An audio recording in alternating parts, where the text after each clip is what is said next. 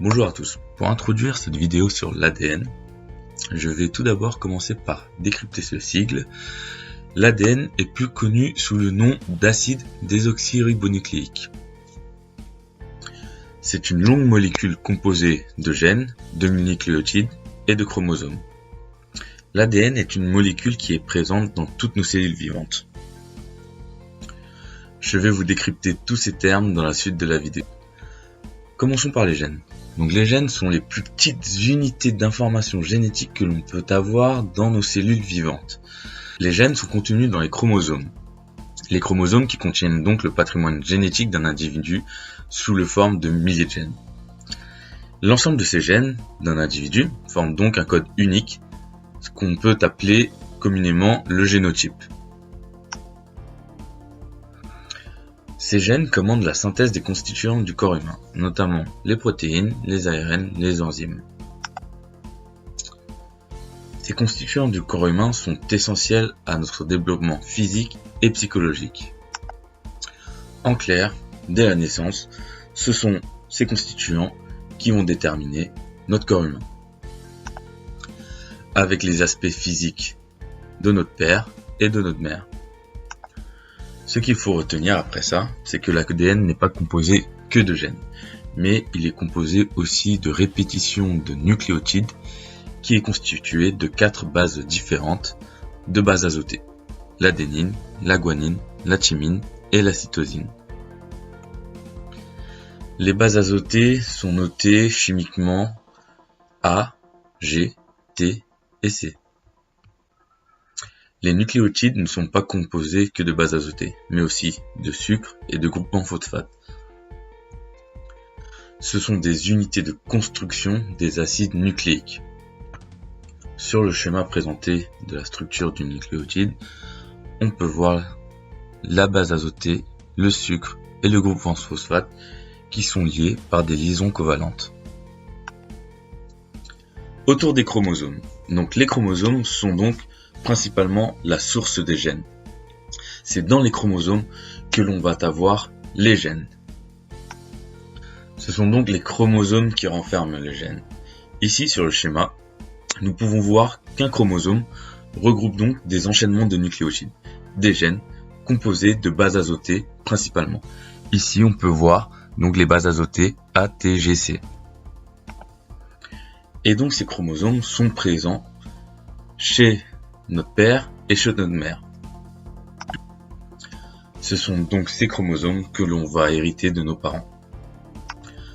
Nous en possédons 23 paires, donc 46 chromosomes, dont 22 paires de chromosomes autosomes et une paire de chromosomes sexuels. Qu'est-ce qu'on appelle dans notre jargon le code génétique? Donc le code génétique, c'est tout d'abord le plan détaillé de notre organisme. Ce plan est donc composé de notre ADN, l'ADN qui lui-même est composé des chromosomes plus des gènes, et, comme je vous l'ai dit précédemment, de 4 éléments complémentaires composés principalement de bases azotées, l'adénine, la guanine, la thymine et la cytosine. C'est ce code génétique qui vous définit personnellement, en tant qu'individu. Mais ce code génétique peut être amené à être modifié au fur et à mesure de notre vie, en fonction de notre environnement.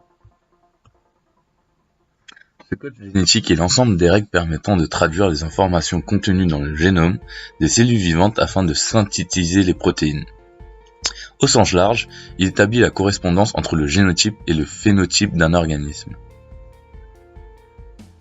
Il est différent selon la race, le type d'espèce, et est propre à chacun de nous. Ce qu'il faut savoir, c'est que notre environnement a une influence sur notre génome. Pour exemple, avec des patrimoines génétiques identiques, deux jumeaux peuvent évoluer différemment en fonction de leur environnement respectif. Les individus et par voie de conséquence leurs gènes sont en effet soumis à de nombreux facteurs environnementaux. Ces facteurs peuvent être l'alimentation, les maladies, les médicaments, le stress, le lieu, l'hygiène de vie, qui peuvent modifier autant leurs cellules que leur ADN. Qu'est-ce qu'on appelle la mutation génétique? Lors de la réplication de l'ADN, des erreurs de transcription sont susceptibles de se produire lors de la polymérisation du second brin d'ADN. Ces erreurs sont appelées mutations, qui peuvent avoir des conséquences sur le phénotype d'un être vivant, notamment si elles surviennent dans les régions codantes d'un gène. À cause de ces mutations, nous pouvons avoir dès la naissance des séquelles physiques ou encore des séquelles mentales. Mais au contraire, il peut y avoir des mutations dites positives. Ce sont des mutations qui peuvent favoriser par exemple notre organisme. Par exemple, avoir une condition de stress environnemental mieux que la forme sauvage ou encore de se multiplier plus rapidement. Pour conclure cette vidéo, l'ADN est donc une source d'informations génétiques que l'on peut lire et décrypter. Le code génétique que contient l'ADN est comparable à un livre où l'on peut découvrir ses origines les plus lointaines. Ses rôles sont principalement donc de détenir l'information génétique propre à son espèce, pouvoir se reproduire avec le moins d'erreurs possible, pouvoir se modifier et pouvoir être traduit en caractéristiques physiques. Chacune de ces propriétés fondamentales de la vie découle de la structure de l'ADN. Pour finir, sur une note d'histoire, c'est en 1953 que James Watson a découvert la structure de la double hélice de l'ADN.